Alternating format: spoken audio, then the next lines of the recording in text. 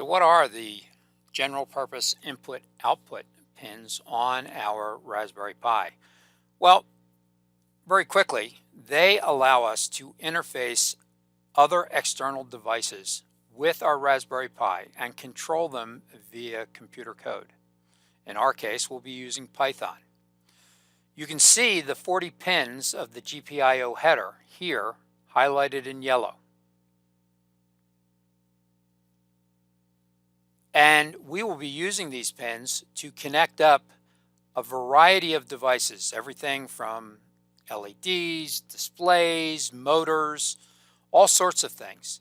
And it's important that you understand how these pins are set up, although I'm not asking you to memorize the purpose of each one of the pins, but just have a general idea as to how they are laid out.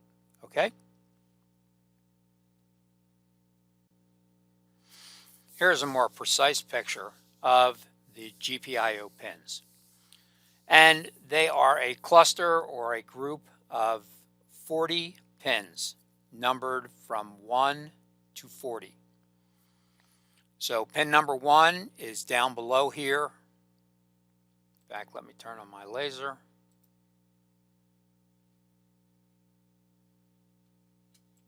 So you can see better. So pin number 1 is this pin right here. And pin number 40 is this pin all the way up here. Okay?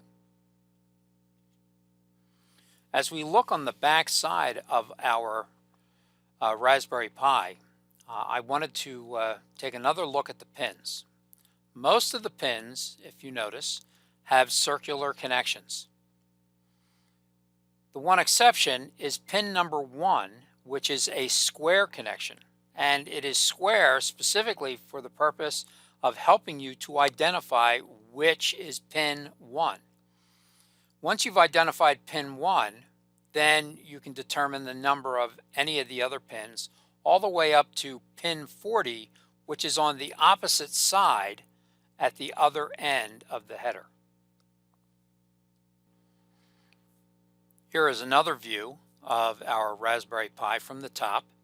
And again, you can see the GPIO pins over here on the right-hand side.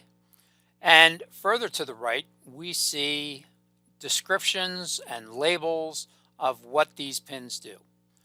For instance, pin 1 provides an electrical voltage of 3.3 volts. On the other side, pin 2 has a plus 5 volts. Black identified as an electrical grounds. And then most of the other pins are digital pins of one sort or another. Some have actually special use, such as pin 3 and pin 5. Okay? Pin 3 is serial data, and pin 5 is serial clocking. All right? Again, it's not important to understand exactly what serial data and serial clocking are all about. We'll talk about that later. But just understand that different pins may have multiple purposes. And we'll learn more about those as we go through the material.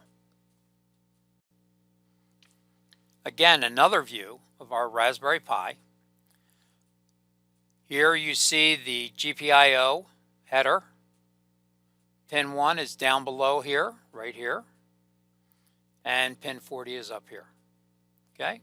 You also notice this is broken out into a larger image where each of the pins, 1 through 40, are color-coded. The digital pins belonging to the GPIO are in yellow. 3, 5, 7, 8. These are all GPIOs. Ground pins are marked in black. Okay. And red pins are 5 volts. Also, orange pins are 3.3 volts.